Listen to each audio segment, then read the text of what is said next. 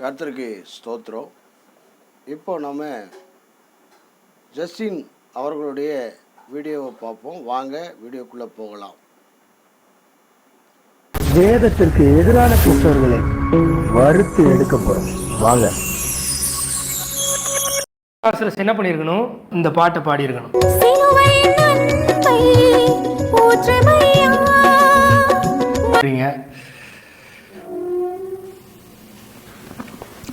பைபிளுக்கும் இந்த நடைமுறைக்கும் சம்பந்தமே இல்லை. ஒருவேளை சிலுவை பைபிளுக்கும் இந்த நடைமுறைக்கும் சம்பந்தமே இல்லை. வேதத்தை பாருங்க, இங்கே எப்படின்னு கேட்டிங்கன்னா, வேதத்துக்கு விரோதமாக வறுத்தெடுக்க போகிறோம் அப்படின்னு சொல்லியிருக்காரு. வேதத்தில் எங்கே இருக்குது இந்த வறுத்தெடுக்கிற மாதிரியான வேர்ட்ஸு எங்கே இருக்குங்கிறதையும் அவர் சொல்லுவார். ஏன்னா வேதத்தின்படி கரெக்டாக இருக்கக்கூடிய தம்பி. அடுத்ததாக இந்த மார்பிங் பண்ணியிருக்காங்க இல்லையா, மோகன் சிலாசரஸ் மற்றும் Charles J, Paul TV Karunakaran ஐயா, இப்படி ஒரு 3 பேரை வச்சு போட சொல்லி ஆண்டவர் சொன்னாரா, வேதத்தில் எங்கே இருக்குது அப்படிங்கிறத சொல்லணும். அதுக்கப்புறம் ஒரு குழந்தை ஒழுங்காக பைபிளை படிங்க அப்படிங்கிற மாதிரி ஒரு வார்த்தை வந்திருக்கும். ஒழுங்காக பைபிளை படிக்கணுமா, அதன்படி வாழணுமா, அதையும் சொல்லணும்ல. அப்போது நீங்கள் வாழ்கிறீங்களா அப்படிங்கிறது தான் எனக்கு தெரியல.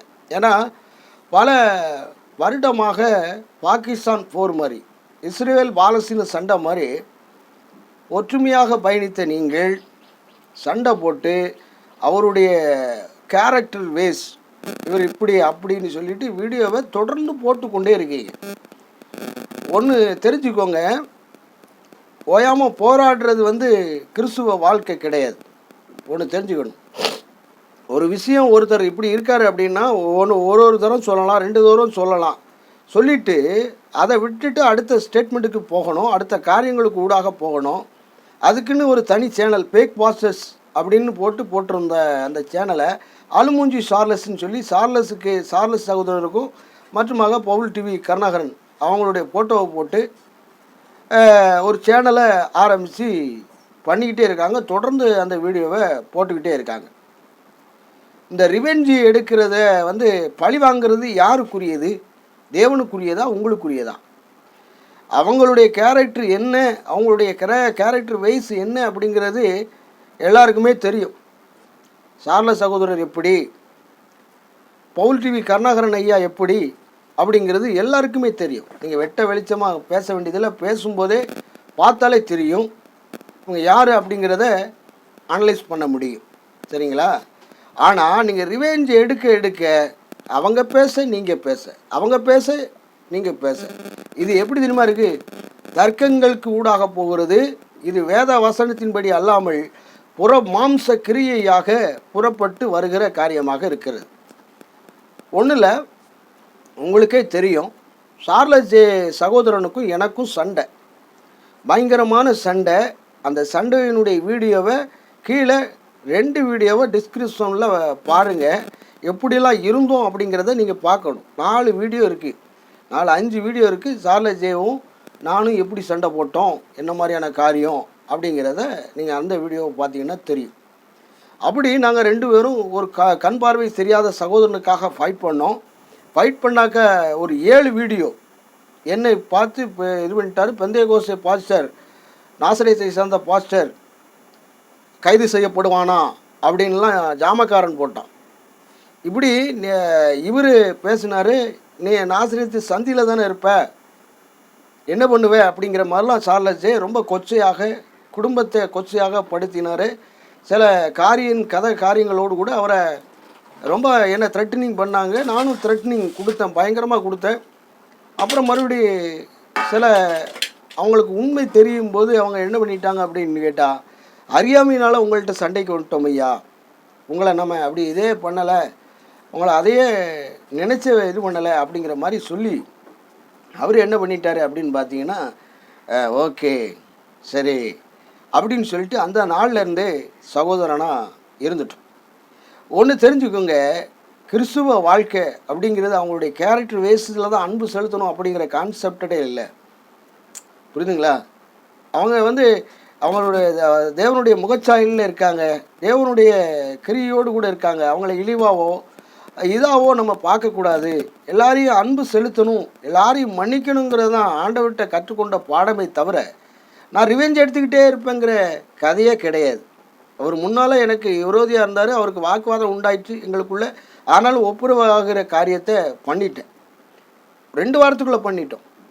இந்த 2 வாரமும் எனக்கு ஜபஜீவியே இல்லை. ஜபத்தில் போல எந்த காரியத்துக்குள்ளேயும் என்னால் பயணிக்க முடியல. சுவிசேஷம் போல பாஸ்டர்மார்கள் எல்லா இடத்துக்கும் கூப்பிட்டாங்க, ஒரு மீட்டிங்க்கு கூப்பிட்டுருந்தாங்க போகணுன்ட்டு, எல்லாமே கேன்சல் ஆகிட்டு. இந்த 2 வாரத்துக்குள்ளே பல காரியங்கள் தொய்வாகி போனது. அப்புறம் மறுபடியும் என்ன பண்ணிட்டேன், ஒப்புரவு ஆகிற மாதிரியான கதை காரணங்கள்லாம் வந்தது. அப்போ ரைட், ஓகே, நம்ம சகோதரன் அப்படின்னு சொல்லிட்டு ஏற்றுக்கொண்டேன். நம்ம யாரெல்லாம் ஏற்றுக்கொள்கிறோமோ நம்ம ஏற்றுக்கொள்ளப்படுறோம், அப்படி தான் இருக்கணும். ஒரு வீடியோவில் நான் பேசியிருந்தேன். அந்த வீடியோவில் மோகன் சுலாசஸ் கெட்டவர்னு நான் சொல்லவே இல்லை. வேத வசனத்தின்படி சொல்கிறீங்க, அதன்படி செய்யாமல் வேகாத வேலையை பார்க்குறீங்களே. அந்த சகோதரன் நம்ம சகோதரன் தானே, ஏதோ தெரியாமல் ஏதோ ஒரு மாதிரி பேசிட்டாங்க, கூறலாமல் நடந்துக்கிட்டாரு, அவரை மன்னிச்சிட வேண்டியான ஐயா. அந்த மாதிரி வார்த்தை கிறிஸ்துவனுடைய வாழ்க்கையே மன்னிக்கிறது தானே ஐயா, அன்பு செலுத்துறது தானே ஐயா கிறிஸ்துவனுடைய வாழ்க்கை. புறத்தான் மாதிரி நம்ம இருக்கலாமா, புறத்தான் மாதிரி செய்யலாமான்னு தான் கேட்டேன். அவர் நல்லவர், இவர் கெட்டவர்னு நான் டிசைனே பண்ணலை. புரியுதுங்களா இல்லையா? ஆண்டவருடைய முகச்சாயலாக இருக்கக்கூடிய மனுஷனை நான் பழிக்கவோ இகழ்ந்தோ இருக்கக்கூடாது அப்படிங்கிறதுல தான் அந்த வீடியோவில் கதை சாராம்சம். ஆனால் நீங்கள் இந்த வீடியோவில் என்ன பண்ணியிருக்கீங்க தெரியுமா? வேதத்திலே இல்லாத வேகாத வேலையை மார்பிங் பண்ணி மோகன் சுலாசஸ் மட்டுமாக சார்லஸ் ஜே சகோதரன் மட்டுமாக பவுல் டிவி கருணாகரன் சகோதரன் இவங்களெல்லாம் மார்பிங் பண்ணணும்னு எந்த ஆண்டவர் சொன்னார்? உங்களுக்கு அது வேதத்தில் எங்கே இருக்குது? அதே போல் அந்த வீடியோவில் வேதத்துக்கு விரோதமாக இருக்கிறவங்கள வறுத்தெடுக்க போகிறோம். எதை வறுத்தெடுக்க போகிறீங்க? எங்கே இருக்குது வசனம்? வேதத்துக்கு விரோதமாக வறுத்தெடுக்க போகிறாராம். எங்கெங்கே இருக்குது? வேதத்தின்படி சரியாக இருக்கணும் இங்கே இல்லை, சரியாக பண்ணணும்ல, ஏன் விட்டீங்க இதில்? அப்போ கேட்கும்போது பதில் வேறு மாதிரி வருதுல்ல. அப்போது நீங்கள் தப்பாக காம்ப்ரமைஸ் ஆகிடலாமா? வேதத்தில் காம்ப்ரமைஸ் ஆகலாமா? எங்களுடைய ஆண்டவராகி இயேசு கிறிஸ்துவானவர் எல்லாத்தையும் பொதுவாக மன்னிச்சிருப்பா. அவனை அந்த கேரக்டர் வைஸில் இது பண்ணாத, அன்பு செலுத்தாத, டோட்டலாக அன்பு செலுத்திடு, அவ்வளோதான், முடிஞ்சு. உன்னை நேசிக்கிற போல் பிறனை நேசி, அவ்வளோதான். அவன் கோகாரனாகவே இருக்கட்டும், அவன் பொல்லாதவனாகவே இருக்கட்டும், இயேசுவின் முறைமையின்படி சொன்னபடி அன்பு செலுத்தணும், மன்னிக்கணும். அதுதான் மனுஷன். 70 தடவை மன்னிக்கணும். குரோதத்தை வச்சுக்கிட்டே இருந்தோம்னா நம்ம பல்லவத்துக்கு போக முடியாது. இங்கே எல்லாத்தையும் நியாயம் தீர்த்துக்கிட்டு இவர் இப்படி அப்படின்னு சொல்கிறது கோல் சொல்லுகிற காரியம். அது செய்யவே கூடாது. ஒரு தரம் சொல்லணும், கெட்டவன்னு சொல்லலாம், ஒரு தரம் சொல்லலாம். மனம் திரும்பதுக்கு ஏற்ற சில கிரியைகளை தேவன் ஏற்படுத்துவார். அவருக்காக நம்ம ஜெபம் பண்ணணும். அதுதான் வேதம் சொல்லுகிற காரியம். உங்களை துன்பப்படுத்துகிறவர்களுக்காகவும் உங்களை நிந்திக்கிறவர்களுக்காகவும் ஜெபம் பண்ணுங்கள். நீங்கள் ஜெபம் பண்ணுங்க. ஏன் விட்டீங்க? 1.5 வருஷமாக போட்டு அவங்கள வீடியோவில் போட்டு நாரடிச்சுக்கிட்டே இருக்கீங்க. அவங்க ஏதாவது 1-2 ரீப்ளை பண்ணியிருப்பாங்க. உங்களை த்ரெட்டனிங் என்ன வேணாலும் பண்ணியிருக்கலாம், என்ன வேணாலும் இது பண்ணாலும் நீங்கள் மன்னிக்கணும். ஏன்னா நீங்கள் வேதத்தில் இருக்கிறீங்க, மன்னிக்கணும். நானும் மன்னிக்கணும். என்ன பண்ணாலும் மன்னிச்சிடணும். மாம்சம் வெளிப்படத்தான் செய்யும். எல்லோரும் மாம்சமான ஆட்கள் தான், எல்லோரும் மாம்சமாக இருக்கிறோம். பட் அந்த சுவாபங்கள் டக்குன்னு போயிடணும். அப்படியே இருந்துக்கிட்டே இருக்கக்கூடாது, குரோதத்தை இருந்துக்கிட்டே இருக்கணும். அப்போது இருந்துச்சுன்னா புறப்பண்பில் தான் இருக்குது. பழிக்கு பழியாக வெட்டுறது குத்துறது இதெல்லாம் புறஜாதி இடத்துல தான் இருக்குது. அந்த புறஜாதி இடத்துலேருந்து தான் நம்ம வந்திருக்கோம். புரிதுங்களா இல்லையா? நானும் புறஜாதி இடத்துலேருந்து கிறிஸ்துவனாக மாறியிருக்கேன். அப்போ புறப்பண்பில் நான் எப்படி இருந்துட்டு எவனுக்கும் பயப்பட மாட்டேன்னா, எவனையும் நேரடியாக சந்திப்பேன். கை நீட்டி பேசுனா என்னெல்லாம் கை நீட்டி பேச அப்படின்னு கேட்பேன். ஆனால் அந்த பண்பு எனக்கு இருக்கணுமா? இருக்க முடியாது. என்னை கெட்ட வார்த்தை போட்டு பேசணும்னு நான் திரும்ப பேசிடுவேன். எப்படி தெரியுமா? உன் வாயை வார்த்திக்கிட்டு உன் பெயருக்கானதா உனக்கானதாக வச்சு நீ சந்தோஷமாக இருந்துருவேன். இதையும் ஒரு ஃபாதர் தான் எனக்கு சொல்லியிருந்தார். உங்களை கெட்ட வார்த்தை போட்டு பேசுறானா, உன் பேரில் எழுதிக்கப்பா, எழுதி நீயே வச்சு நீயே நல்லா இருப்பா அப்படின்ட்டு போயிருங்க. ஏன் கெட்ட வார்த்தை போட்டு பேசணும்? நம்ம வாயிலேருந்து கெட்ட வார்த்தையே வரக்கூடாது, நம்மகிட்டேருந்து பழியான சொல்லு வரக்கூடாது. அதுதான் கிறிஸ்தவன். மன்னிக்கிறேன்னு சொல்லிவிட்டு மன்னிப்பை குறித்து நான் சுவிசேஷம் சொல்கிறேன்னா மன்னிப்பாக நான் எல்லாத்தையும் மன்னிக்கணும், அடித்தவனை கூட மன்னிக்கணும். அதுதான் பண்பு. ஒன்றும் இல்லை, தேங்காய் பட்டணத்துக்கு போயிருக்கோம். 5-6 சகோதரர்களாக போனோம் சுவிசேஷத்துக்கு. அது ஒரு பாஜக நிறைந்த பகுதி, இந்து மக்கள் முன்னணியில் இருக்கக்கூடிய பகுதிகளில் போகிறோம். அப்போ போகும்போது மைக்கை பிடிச்சிக்கிட்டு பேசிக்கிட்டே போகிறேன். இவன் என்ன பண்ணிட்டான், பின்னால் நின்று ஒரு முரடை, சரியான முரடை. அவன் ஊர், ஒன்றுமே பண்ண முடியாது. டக்குன்னு தள்ளிட்டாப்புல, முதுகை வச்சு காலை வச்சு ஒரு மிதிச்சாப்புல. மிதிச்சா மூக்கு உடையுது. மூக்கு உடஞ்சி மூக்குலேருந்து இப்படி ரத்தம் சொலன்னு வருது. இந்த ஒரு பல் ஆடுற மாதிரியே இருந்தது. பல்லேருந்து ரத்தம் வருது. இதெல்லாம் அடி, இதில் அடி, கண்லேருந்து அப்படியே தரையாக ரத்தம் வருது. நெத்தியில் அப்படியே தேய்ச்சி ரத்தங்களாக வருது. அப்போ அந்த சகோதரன் வந்து திரும்பி பார்த்து எந்திரிச்சு, அவன் என்னெல்லாமோ சொல்லுதான், என்னெல்லாமோ பேசிக்கிட்டே இருக்கிறாங்க. நான் விழுந்தது, ரத்தம் வந்தது திரும்பி பார்த்து அவர்கிட்ட சொன்னேன், உங்களுடைய ஆண்டவர், எங்களுடைய ஆண்டவராக இயேசு கிறிஸ்து சொல்கிறாரியா அப்படின்னு அவர் வாழ்வியலில் நடந்த வெளிப்பாட்டை தேவன் அருளால் சொன்னேன். அந்த முரடை அவ்வளோ ஸ்டக்காகி போனார். ஸ்டக்காகி போய், உங்களை பார்க்குறேன் ஐயா, உண்மையிலே உங்களுடைய ஆண்டவர் இப்படித்தான் இருந்திருப்பார் போல் இருக்கு, உள்ளதை சொல்கிறீங்களே ஐயா, உங்களை போய் நான் அடிச்சிட்டேனே அப்படின்னு சொல்லிட்டு, நான் என்ன செய்யணும் அப்படின்னு கேட்குறேன். நான் இந்த இதெல்லாம் விடதுக்கு நான் என்ன செய்யணும் அப்படிங்கும்போது, ஒரு பைபிளை கொடுத்ததை வாசிங்க, அடுத்த வாரம் வருவோம், இதே இடத்துக்கு வருவேன், நீங்கள் வாங்க அப்படின்ட்டு அடுத்த வாரமும் அதே இடத்துக்கு நான் போகிறேன். அங்கே போனால் அவர் ஒரு 50-60 ட்ராக்ஸ் வச்சுருக்காரு, பைபிள் வச்சுருக்கிறாரு, ஒரு பேக்கு சோழனா பை பேக்கை வச்சுக்கிட்டு இருக்காரு. ஒரு முரட்டு ஆள், பெரிய ரவுடி. அவனை இது பண்ண முடியுமா?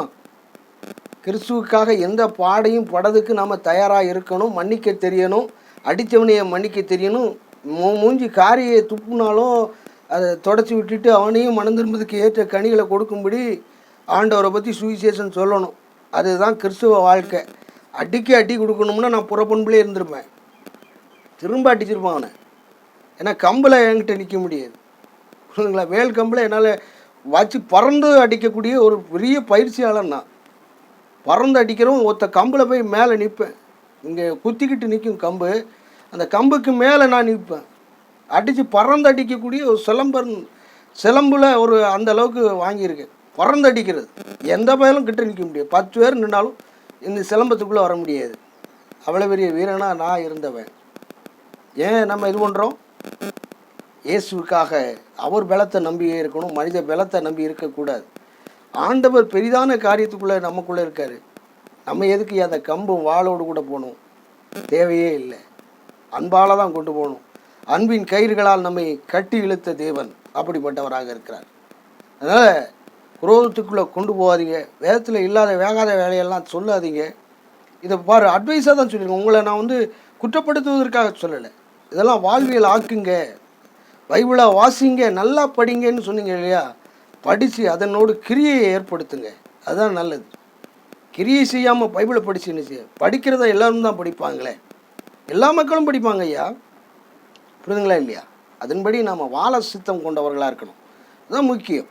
கர்த்தருக்கு ஸ்தோத்திரம்.